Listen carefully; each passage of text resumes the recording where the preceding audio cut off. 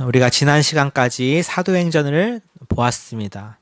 사도행전을 통해서 특별히 후반부에서는 바울이 얼마나 자신의 동역자들과 열심히 또 충성되이 자신에게 맡겨진 사명을 감당하러 또 많은 곳을 돌아다니며 하나님의 복음을 전파했던 것을 우리가 보고 들었습니다. 그래서 그런 의미에서 우리가 특별히 지난주에는 하나님의 복음, 특별히 하나님 나라의 복음이란 게 무엇인가에 대해서 다시 한번 정리해보는 시간을 가졌지요.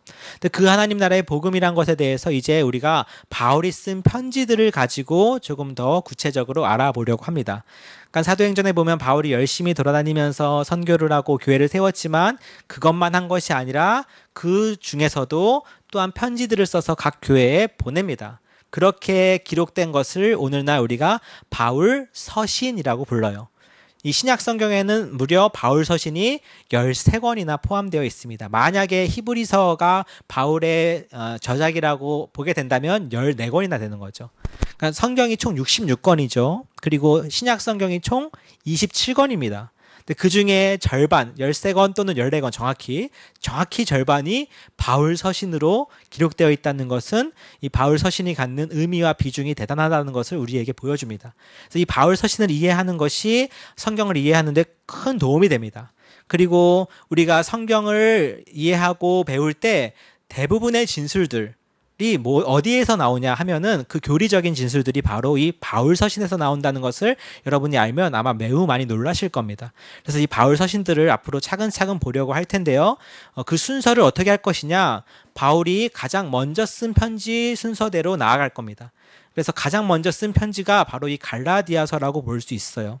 물론 데살로니가 전서일 수도 있습니다. 왜 그런가 하면 이 갈라디아서를 쓴 이 연대가 크게 두 가지로 나뉘어집니다.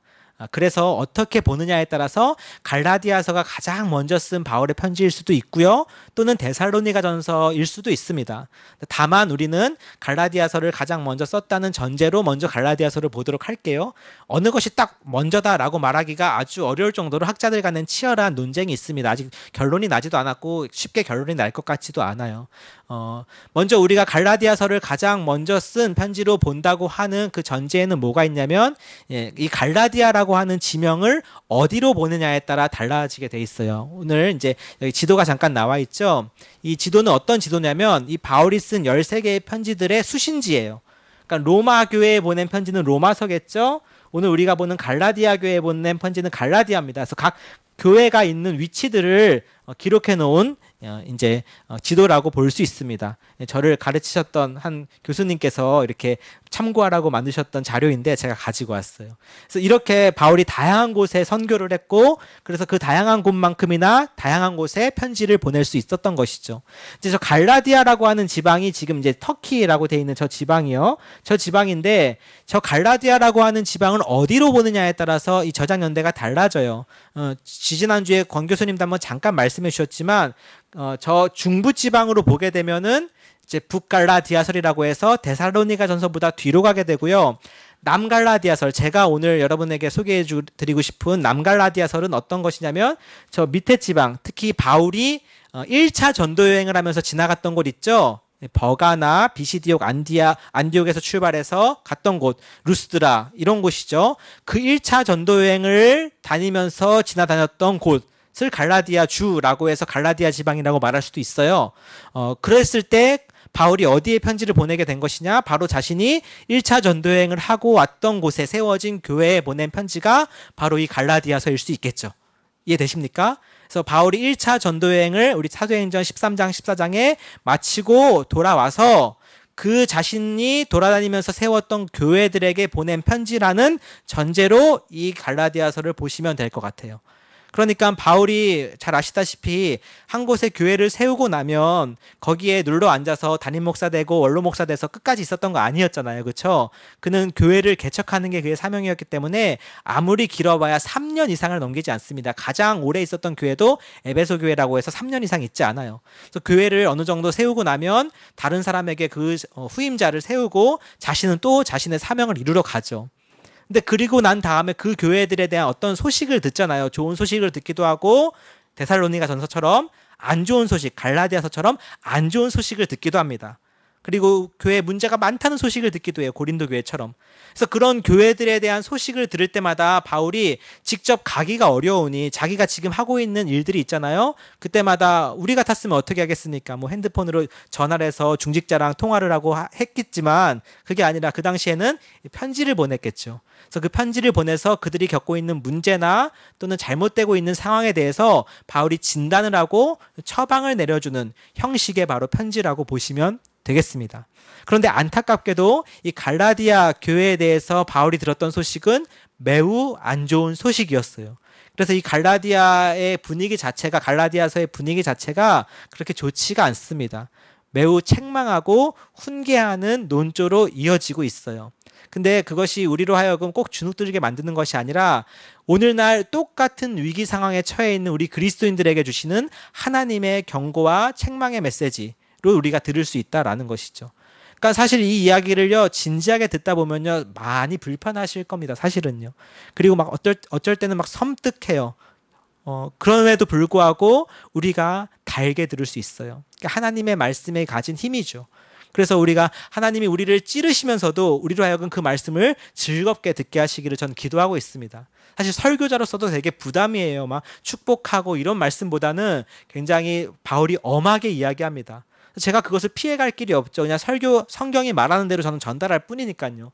그러니까 말하는 저도 부담스럽고 들으시는 분들도 때로는 불편하실 수 있을 겁니다. 그럼에도 불구하고 오늘 이 메시지가 우리에게 꼭 필요한 메시지일 거라고 저는 믿습니다. 왜냐하면 이제 차근차근 보겠지만 갈라디아 교회가 겪던 그 문제가 바로 오늘 우리 특히 한국 교회가 겪고 있던 문제와 매우 닮아 있기 때문에 그래요. 그래서 그러한 상황에서 우리는 어떻게 하나님 앞에 나아가야 할 것인가에 대해 바울이 2000년 전에 죽은 바울이 살아 돌아와서 오늘도 동일하게 말해줄 것이기 때문입니다. 그러한 우리가 기대감을 가지고 이 갈라디아서를 앞으로 같이 봤으면 좋겠습니다. 자, 한번 1장 1절에서부터 3절까지요. 1장 1절에서부터 3절까지 같이 읽어보도록 하겠습니다. 시작. 사람들에게서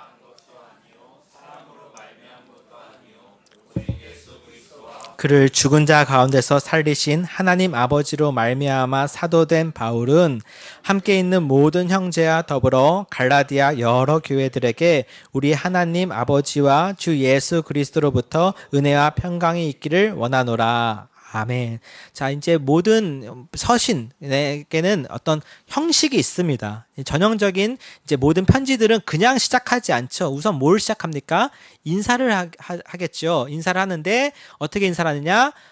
누가 편지를 쓰는 사람이 송신자가 받는 사람 수신자에게 편지합니다라는 식의 인사겠죠. 근데 그런 식의 형식으로 이 편지가 다 시작이 되는데 성경뿐만 아니라 그 당시에 쓰였던 편지들이 다 이런 식으로 형식을 갖춰서 시작을 해요. 그랬을 때 이 편지의 형식을 잘 따라가면서 바울이 강조하고자 하는 부분이 좀 길어지는 경향이 있다는 것을 좀 볼 필요가 있어요. 사실 우리가 길게 1절부터 3절까지 읽었지만 줄이면 이거예요. 바울이 갈라디아 교회들에게 편지합니다. 이 말이에요. 그렇죠? 근데 굉장히 길게 쓴 부분이 있어요. 어딥니까? 바로 1절이죠.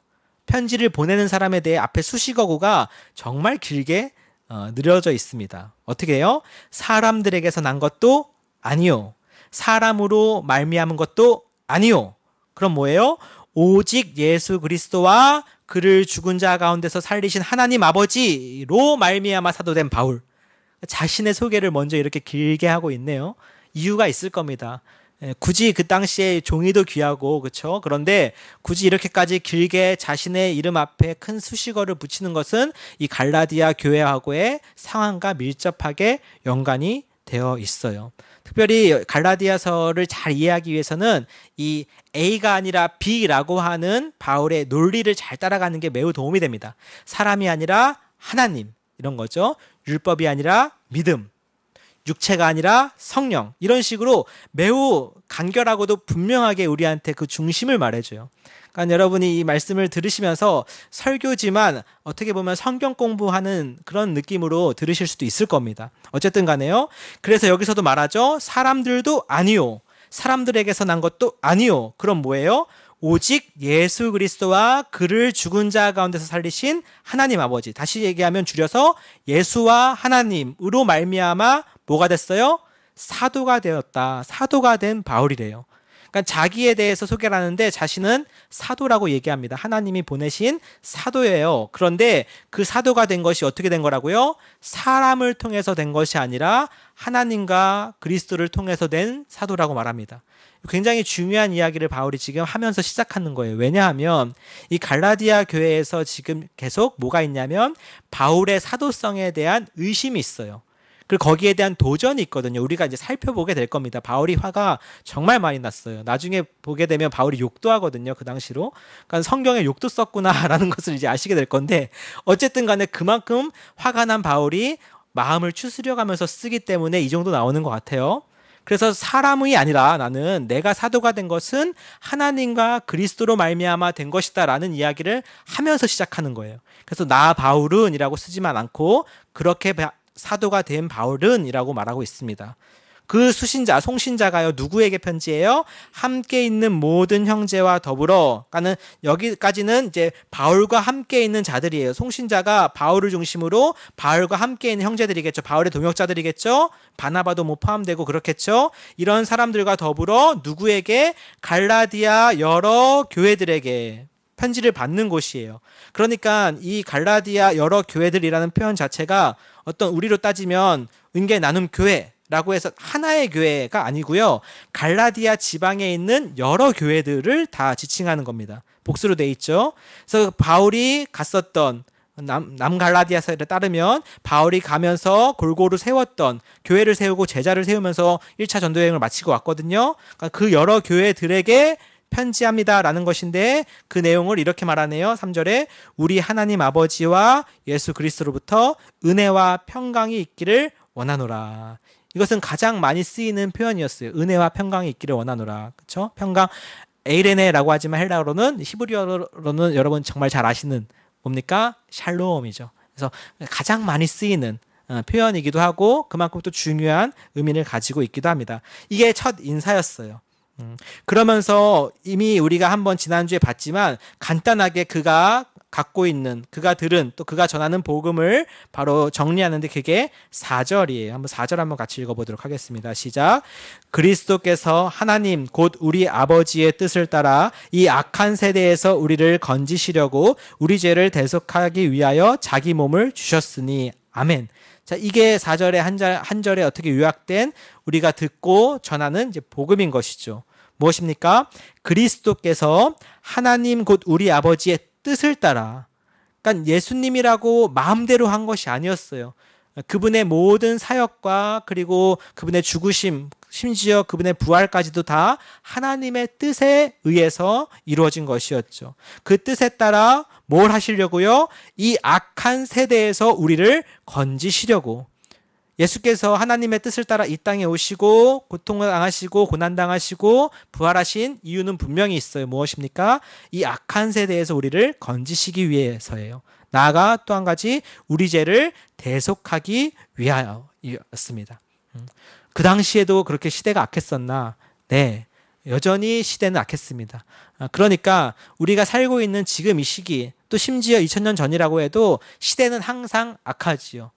왜냐하면 하나님께서 예수님을 이 땅에 보내시고 또 다시 보내시기까지 이 모든 시대는 여전히 악한 세대로 성경은 규정합니다.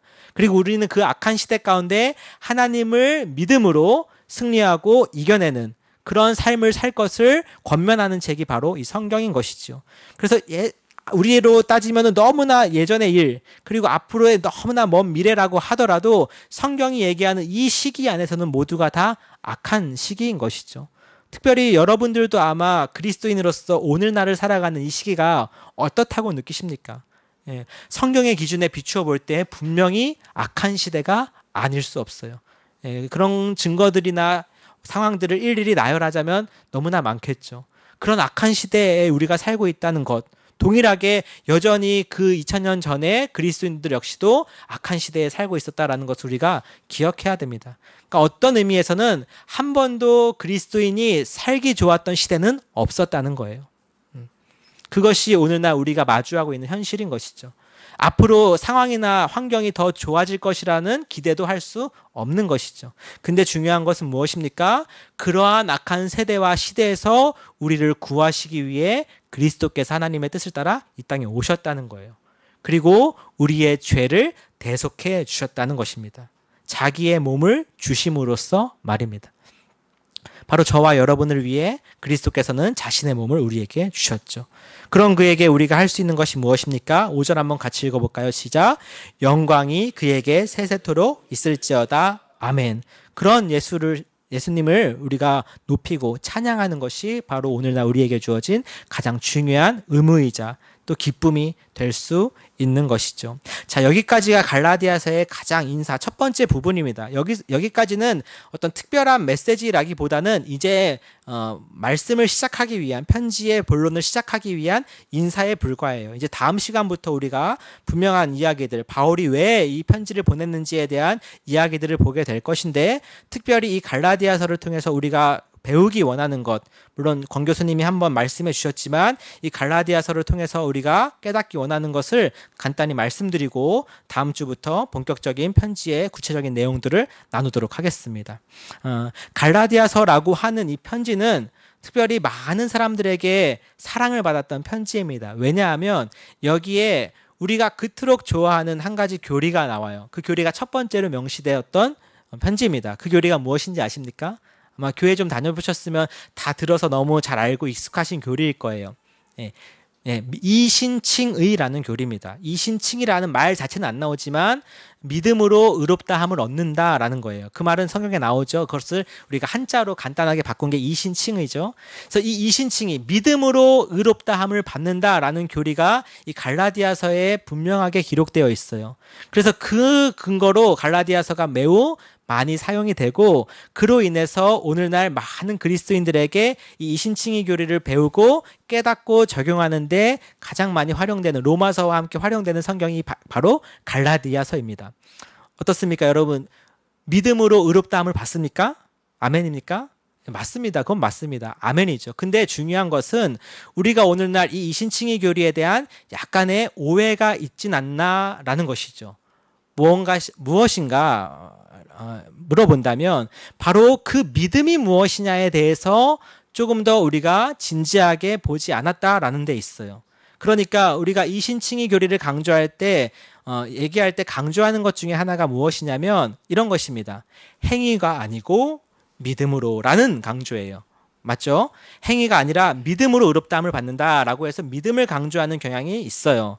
틀린 말은 아닙니다. 그런데 믿음을 강조하다 보니 한 가지 우리 한국교회 특별히 부작용이 생긴 게 있습니다. 무엇이죠? 행위에 대한 가르침과 권면이 너무 약해진 거예요.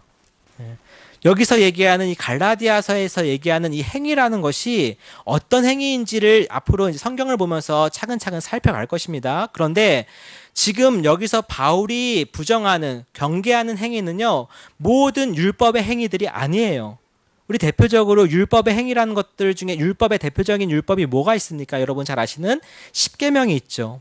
십계명 열심히 지키는 게 좋은가요? 아니면은 믿음으로 의롭다함을 받으니까 십계명 따위는 안 지켜도 되나요? 당연히 지켜야 되는 거죠. 그러니까 율법의 행위라고 할 때 바울이 율법을 지키지 마라라고 할 때 너네 십계명 같은 중요한 율법까지 지킬 필요 없어. 그런 거 안 지켜도 믿음으로 의롭다함을 받으니까 믿음만 가지고 있으면 돼라고 말하는 것은 아닐 거라는 것입니다. 앞으로 우리가 자세히 보겠지만요. 그럼 바울이 여기서 율법이 아니고라고 말하는 그 율법은 뭘까? 그것은 바로 다름 아닌 그들이 갖고 있었던 위선이었어요. 위선. 그러니까 껍데기에 지나지 않는 것들입니다. 특별히 갈라디아서에서 크게 세 가지가 나오는데, 한 가지가 할례, 그렇죠? 유대인 남성들이 특히 자신의 성기에 그 흠집을 내는 할례라고 하는 것, 그리고 두 번째는 절기 지키는 것. 특별히 그들이 가장 중요하게 지키는 절기는 무엇입니까? 우리가 오늘 주일을 지키는 것처럼 안식일이죠. 그 외에도 여러 가지 절기가 있었지만 안식일을 비롯한 절기. 그리고 세 번째 음식 규정이었습니다. 유대인들의 특징은 이방인들하고 겸상조차 하지 않습니다. 왜냐하면 그들을 계만도 못하게 여기기 때문에 이방인들하고 식사도 하지 않아요. 같이. 심지어 말도 섞지 않으려고 하죠.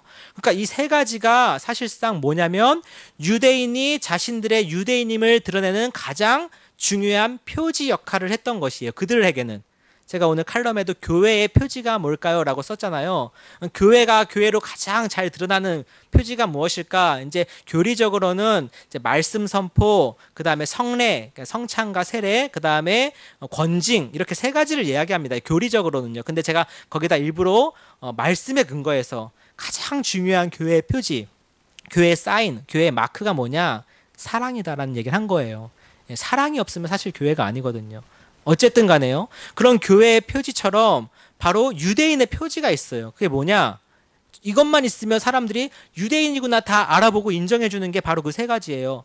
할례 받았어? 유대인이구나. 안식일 지켜? 유대인이네. 음식 이방인들하고 안 먹어? 와, 유대인이네. 이 세 가지 철저하게 지키면 어느 곳에 가서든지 유대인이라고 인정받을 수 있었던 거예요. 그것을 하나의 율법의 행위로 본 것이죠. 그런데 갈라디아 교회에 이런 유대주의자들이 와서 예수님 잘 믿고 있는, 이미 바울이 갈라디아 교회를 세웠잖아요. 그들에게 복음을 잘 전했잖아요. 그리고 그들이 그 복음을 듣고 신앙생활 잘하고 있는데 유대주의자들이 와서 야, 니네 신앙생활 잘하고 있는 거 보기 좋은데 근데 너네 이것도 지키는 게 좋아 라고 하면서 뭐를 강조한 거예요? 강요한 거예요? 할례 받고 안식일도 지키면서 음식 이방인들하고 먹지 않아야 돼 라고 하는 그들의 겉보기식, 보여주기 위한 것에 집중했다라는 거예요. 거기에 대해 바울이 크나큰 환멸을 느끼고 분노하면서 쓰는 편지인 것이지, 사람들이 어느 날 갑자기 십계명도 열심히 지켜가려고 하면서 어느 날 갑자기 순종도 열심히 해가지고 구원받으려고 해서 쓰는 편지가 아니라는 것입니다. 만약에 여러분 바울이 사람들이 십계명도 열심히 지키고 여기 나와 있는 하나님의 도덕적인 계명들을 잘 지킨다고 합니다 라고 하는 소식을 들으면 바울이 기뻐서 편지를 쓰겠습니까? 아니면은 너네 지금 그렇게 율법 열심히 지켜서 구원받으려는 거야? 구원은 믿음으로 받는 거야? 라고 하면서 책망하는 편지를 썼겠습니까? 누가 봐도 그런 뉘앙스는 아니잖아요. 그렇죠? 그러니까 우리가 이런 뉘앙스를 가지고 갈라디아서를 읽는 게 너무너무 중요해요.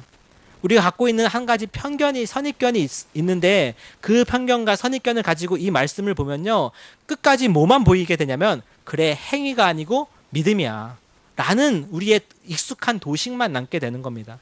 나중에 그러나 5장 6장 갈라디아서 후반부에 가게 되면요, 정말 우리 그리스도인들에 대한 이 귀한 삶의 열매들을 무척이나 강조하는 서신인 것을 보게 될 겁니다.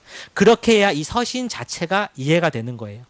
그러니까 성경을 볼 때는 최소한 그 성경이라고 하는 그 한 권의 책 단위, 갈라디아서라고 하면 이 갈라디아서라고 하는 한 권의 책 단위를 이해해야 돼요. 우리가 예를 들면 큐티식으로 딱 한 구절이나 그 단락만 보고 거기서 은혜 받고 거기만 적용할 때 있게 되는 오류나 오해가 있을 수 있어요. 전체 맥락을 보지 못하고 좁은 것만을 보고 적용할 때가 있을 수 있거든요. 그러나 성경을 볼 때는 전체 큰 숲을 보면서 그 가운데 있는 세밀한 부분들을 볼 수 있는 능력이 필요한 것이죠. 그래서 이제 설교자인 사람이 그런 역할들을 잘 준비해서 여러분들에게 가르쳐 또 전해드려야 되는 것입니다. 그러한 가운데 쓰게 된 편지가 갈라디아서고, 그래서 갈라디아서는 단순히 믿음만을 강조하는 편지가 아니라 오히려 역설적이게도 행위를 강조하는 편지가 돼요. 그래서 오늘날 우리의 삶이 과연 믿음에 합당한 삶에 있는가, 그리고 나의 이 믿음이 하나님을 향한 올바른 믿음인가, 그리고 이 믿음이 나의 삶에서 어떻게 드러나고 있는가 라고 하는 것들을 돌아보게 하는 편지이죠. 여러분, 쉽지 않은 편지입니다. 정말 내 안에 있는 삶들은 다시 한번 돌아봐야 되는 것이고, 내 삶에서 하나님의 믿음의 역사가 과연 일어나고 있는지를 점검해 봐야 되는 편지죠. 특별히 그 믿음으로 말미암아 무엇이 주어지느냐? 바로 성령의 열매가 주어지거든요. 그래서 그 성령의 열매에 대한 우리가 기대함과 사모함을 가지면서 내 삶 속에서 그와 같은 열매들이 맺히기를 간절히 사모하고 바라게 되는 편지가 되기를 주님의 이름으로 축복합니다. 6장밖에 안 되는 짧은 편지지만 저는 이 편지를 통해 저와 여러분들이 다시 한번 하나님 앞에 믿음으로 말미암아 새로워지고 또 하나님 앞에 합당한 삶으로 바르게 세워지는 시간이 되기를 간절히 축복하고 바랍니다. 오늘날에 아마 교회에서 이런 식의 설교를 하면 인기가 없을 거 저도 잘 알고 있습니다. 하지만 저는 하나님의 말씀을 전해주시는 대로 그대로 전하는 종일 뿐입니다. 여러분들께서도 중간중간 찔리는 마음이나 혹여나 불편한 마음이 들지 모르시더라도 그 가운데 하나님이 주시는 이 말씀을 통해서 하나님 앞에 다시금 믿음과 또한 하나님 앞에 합당한 삶으로 새롭게 세워주시는 우리 성도 여러분들 되기를 주님의 이름으로 축복합니다. 같이 기도하겠습니다. 오늘 들었던 말씀 가지고 잠시 함께 기도했으면 좋겠습니다. 특별히 이제 갈라디아서를 통해서 하나님의 말씀을 듣게 될 것인데요. 하나님, 우리에게 귀한 이 갈라디아서 말씀을 허락해 주심을 감사합니다. 앞으로 이 말씀 가운데 나의 이 삶을 되돌아보게 하시고 또 그 가운데 다시 하나님 앞에 부족했던 부분이나 또 연약했던 부분이 있다면 다시 세워지는 또 채워지는 은혜가 있게 해달라고 시간 같이 한번 기도하도록 하겠습니다. 하나님 감사합니다. 오늘도 우리에게 귀한 은혜를 주셔서 하나님 말씀으로 나아가는 귀한 시간 될 수 있게 하여 주심을 감사합니다. 우리가 비록 아버지 연약하고 부족하지만 오늘날 하나님은 우리에게 높은 수준을 요구하시며 그 정도로 괜찮다고 아버지여 단순히 안심시키지만은 않는 분임을 배웁니다. 세상은 점점 더 악해져 가는데 아버지여 주님이 요구하시는 바는 점점 더 높아져가만 느낍니다. 그러나 주님께서는 우리가 할 수 없는 것을 이루라고 아버지여 강요하시는 분이 아니라 아버지여 아무리 높은 수준일지라 하더라도 그것을 이룰 만한 능력과 함께 우리에게 찾아오시는 분이신 줄 믿습니다. 우리 하나님 정말 그 가운데서 하나님께서 주시는 놀라운 사랑과 은혜가 우리 말씀 가운데 선포되게 하시고 하나님 가운데 정말 넘치는 아버지여 우리 기쁨이 있게 하여 주시옵소서. 때론 찔리고 아플지라도 기쁨으로 우리가 말씀을 받으며 하나님 앞에 아버지여 회개하고 새로워지는 시간이 될 수 있도록 역사하여 주옵소서. 우리 잠깐 찬양 한번 하겠습니다. 나의 안에 거하라. 나의 안에 거하라. 나는 내 하나님이니 모두 환난 가운데 너를 지키는 자라. 두려워하지 말라. 내가 널 도와주리니 놀라지 말라. 내 손 잡아주리라. 내가 너를 지명하여 불렀나니 너는 내 것이라. 내 것이라. 너의 하나님이라. 내가 너를 보배롭고 존귀하게 여기노라. 너를 사랑하는 내 여호와라. 나의 안에 거하라. 나의 안에 거하라. 나는 내 하나님이니 모두 환난 가운데 너를 지키는 자라. 두려워하지 말라. 내가 널 도와주리니 놀라지 말라. 내 손 잡아주리라. 내가 너를 지명하여 불렀나니 너는 내 것이라. 내 것이라. 너의 하나님이라. 내가 너를 보배롭고 존귀하게 여기노라. 너를 사랑하는 내 여호와라. 내가 너를 지명하여 불렀나니 너는 내 것이라. 내 것이라. 너의 하나님이라. 내가 너를 보배롭고 존귀하게 여기노라.